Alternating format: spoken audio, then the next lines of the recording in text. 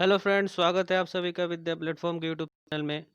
आज हम modern history से क्षेत्रीय राज्य पंजाब और मैसूर इसके जो एनसीईआरटी सार संग्रह के इम्पोर्टेंट फैक्ट्स हैं उनको करेंगे। तो अभी तक आपने चैनल को सब्सक्राइब नहीं किया तो सब्सक्राइब कीजिए, लाइक कीजिए, शेयर कीजिए दोस्तों के पास और कमेंट करके बताइए क्लास कैसी लगी है। ठीक है, तो इसके आज इम्पोर्टेंट फैक्ट्स डिस्कस करेंगे जो एनसीईआरटी सार संग्रह में दिए गए हैं। ठीक है, ये वन लाइनर है। जितने भी इम्पोर्टेंट फैक्ट्स हैं जो एग्जाम के लिए इम्पोर्टेंट है वही हैं इसमें। तो चलिए शुरू करते हैं आज के पहले फैक्ट से।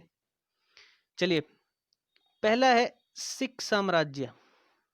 इसके फाउंडर यानी संस्थापक किसे माना जाता है? तो वो थे महाराजा रणजीत सिंह।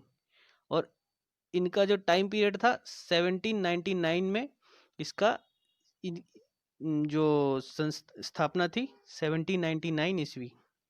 ठीक है, महाराजा रणजीत सिंह किस मिसल से संबंधित थे? किस मिसल से थे? तो वो है सुकर चकिया। ठीक है, सुकर चकिया इस मिसल से संबंधित थे। महाराजा रणजीत सिंह ने राज्य की राजधानी कहाँ रखी थी? तो वो थी पहले लाहौर। तो पहले तो क्या था ना कि हिंदुस्तान पाकिस्तान सब एक में ही था। तो पंजाब जैसे कि अमृतसर है, लाहौर है, सब ये सब एक में ही थे सब के सब। तो ज़्यादातर जो इधर की साइड की राजधानी होती थी वो कहाँ रखी जाती? लाहौर में ही थी। ठीक है, इस तरह से ध्यान रखिएगा। चलिए, महाराजा रणजीत सिंह सुप्रसिद्ध कोहिनूर हीरा। कोहिनूर हीरा के बारे में आपने सुना ही होगा, कोहिनूर। ठीक है, उसको किससे प्राप्त किया था इसने? तो इन्होंने प्राप्त किया था शाह सूजा से। किससे? शाह सूजा से। 25 अप्रैल को 25 अप्रैल 1809 को क्या हुआ था? अमृतसर की संधि हुई थी। ध्यान रखिएगा, 25 अप्रैल 1809 को अमृतसर की संधि। ये यहां से एक इंपॉर्टेंट क्वेश्चन बन गया। प्लस किसके मध्य हुई थी? तो महाराजा रणजीत सिंह और अंग्रेजों के मध्य हुई थी। ठीक है, महाराजा रणजीत सिंह एक धर्मनिरपेक्ष शासक थे जो किसी मतलब सभी धर्मों को एक साथ लेके चलते थे। इसीलिए इन्होंने कहा, ईश्वर की इच्छा थी कि मैं सब धर्मों को एक निगाह से देखूं। ठीक है, इसीलिए उसने दूसरी आंख की रोशनी ले ली। ठीक है, देखिए इनका ये जो है ना, इनकी लाइन है, ये पूछ सकता है कि ये लाइन किसकी, ये मतलब जो लाइन है किसके द्वारा कही गई है ये पंक्ति? तो ध्यान रखिएगा, महाराजा रणजीत सिंह। ठीक है, चलिए, वर्ष 1845 में प्रारंभ हुआ प्रथम आंग्ल सिख युद्ध के दौरान भारत का गवर्नर जनरल कौन था? तो प्रथम आंग्ल सिख युद्ध, आंग्ल मतलब अंग्रेज और सिखों के बीच जो लड़ाई हुई उसको बोलते हैं आंग्ल। आंग्ल से अंग्रेज और सिख से सिख ही है। इस युद्ध को, यह युद्ध हुआ था 1845 में, शुरुआत हुई थी इसकी। तो ध्यान रखिएगा, प्रथम आंग्ल सिख युद्ध 1845। और उस टाइम जो गवर्नर जनरल था वो कौन था? तो लॉर्ड हार्डिंग प्रथम। लॉर्ड हार्डिंग प्रथम। चलिए, प्रथम आंग्ल सिख युद्ध की संधि, देखिए जो लड़ाई हुई थी उसके बाद संधि हुई थी, लाहौर की संधि हुई थी। ठीक है, प्रथम आंग्ल सिख युद्ध के बाद तभी तो युद्ध समाप्त हुआ था।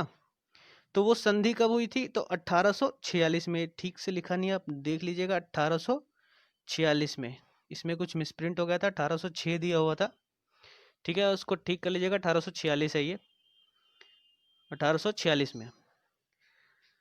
महाराजा रणजीत सिंह का उत्तराधिकारी कौन था? तो उसका उत्तराधिकारी कौन था? खड़क सिंह। कौन था? तो खड़क सिंह। देखिए, पहले ये इधर डिस्कस करते हैं फिर बॉक्स में चलेंगे। महत्वपूर्ण तिथियां देखिए, ये जो संधियां हुई थी उनकी कुछ तिथियां हैं, उनको याद रखिएगा। जैसे पुरंदर की संधि कब हुई थी? 1665 में। बड़गांव की संधि हुई थी 1779 में, यानी 1779। सालाबाई की संधि हुई थी 1782 में। देवगांव की संधि हुई थी 1803 में।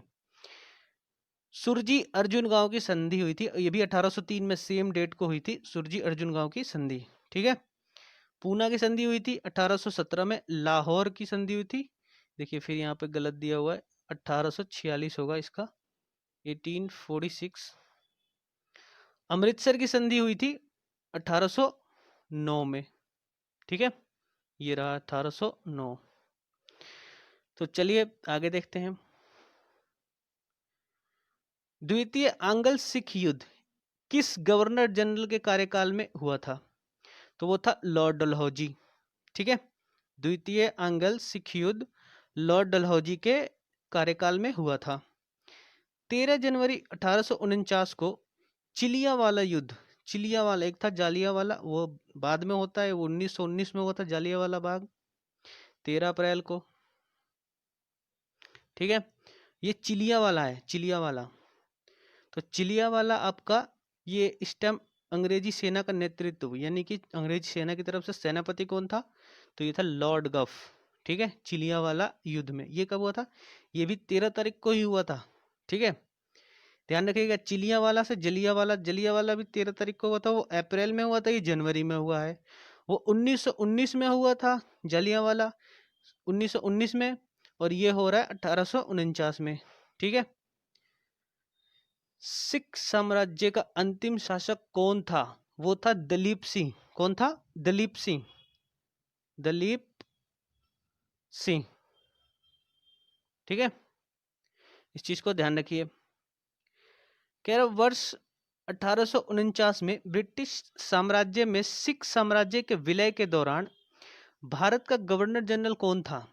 कौन था? तो वो था लॉर्ड डलहौजी। कौन था? लॉर्ड डलहौजी। जब भारत में सिखों का विलय हुआ था, तो सबसे पहला ही क्वेश्चन ये बनेगा कि ये सिखों का जो विलय था ब्रिटिश साम्राज्य में, वो कब हुआ? तो ये 1849 में। अच्छा, कौन था उस टाइम गवर्नर जनरल? तो लॉर्ड डलहौजी थे, ठीक। स्वतंत्र राज्य के रूप में मैसूर की स्थापना किसके द्वारा स्थापित की गई थी? तो मैसूर को नाम सुनते ही आप सीधा मारिए, सब इसके फाउंडर थे अपने हैदर अली, हैदर अली खान, ठीक है। पूरा नाम है इनका हैदर अली खान। चलिए अब देखिए एंगल मैसूर के बीच संघर्ष होता है। तो देखिए जो हैदर अली थे ना, ये कभी अंग्रेजों से हारे नहीं थे, ठीक है। तो इस चीज को ध्यान रखिएगा। प्रथम एंगल मैसूर युद्ध हुआ था 1767 से 1769 तक। मैसूर के शासक कौन थे? हैदर अली थे। और बंगाल का गवर्नर जनरल कौन था? तो लॉर्ड वेरेलस्ट, वेरेलस्ट, वेरेल्स्ट, वेरेल्स्ट बोलेंगे इसको, वेरेल्स्ट, लॉर्ड वेरेल्स्ट। चलिए, संधि हुई थी मद्रास की संधि 1769 में। देखिए विशेष क्या है इसमें, हैदर अली दक्षिण भारत का प्रथम शासक था जो अंग्रेजों से पराजित नहीं हुआ, ठीक है। तो इस चीज को ध्यान रखिएगा, ये डेट्स याद रखिएगा, ये अंगल मैसूर युद्ध की, और ये मद्रास की संधि हुई थी इस टाइम पहले वाले के बाद। अब दूसरा जो अंगल मैसूर युद्ध होता है 1780 में होता है, 80 से 84, 4 साल तक चलता है ये। हैदर अली थे उस टाइम, और फिर वॉरेन हेस्टिंग था उस टाइम बंगाल का गवर्नर जो था। कौन था? तो वॉरेन हेस्टिंग। इस टाइम कौन सी संधि? पहले वाले में तो मद्रास की संधि हुई थी, दूसरे वाले में 1784 में मंगलोर की संधि होती है, मंगलोर की संधि। उस टाइम क्या होता है, हैदर अली की मृत्यु, बाद में टीपू सुल्तान के नेतृत्व में युद्ध हुआ। तो देखिए टीपू सुल्तान कौन था? तो ये टीपू सुल्तान हैदर अली का बेटा था, ठीक है। बाद में ये राजा बनता है और ये फिर आगे संघर्ष को जारी करता है, ठीक है। जो तीसरा आंगल मैसूर युद्ध था, वो तीसरा होता है 1790 में चालू होगा, 92 तक, 2 साल तक चलेगा। उस टाइम तक देखिए हैदर अली तो मर गया, अब बचा कौन? टीपू सुल्तान। टीपू सुल्तान ही रहेगा ना मैसूर शासक, ठीक है। इस टाइम बंगाल का गवर्नर कौन था? तो लॉर्ड कॉर्नवालिस, ठीक है। तो यहां से डायरेक्ट क्वेश्चन बनते हैं कि तृतीय अंगल मैसूर युद्ध के टाइम कौन सा गवर्नर जनरल था? तो वो था लॉर्ड कॉर्नवालिस।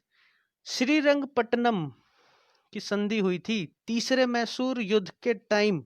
इस चीज को ध्यान रखिएगा क्योंकि ये क्वेश्चन डायरेक्ट पूछा है। श्रीरंगपट्टनम की संधि कौन से युद्ध के दौरान हुई थी? उस टाइम मैसूर का शासक कौन था? तो ये सब चीजें ध्यान रखिएगा, ठीक है। श्रीरंगपट्टनम की संधि 1792 में हुई थी, तृतीय एंग्लो मैसूर युद्ध के दौरान, और टीपू सुल्तान की स्थिति कमजोर हो गई उस टाइम।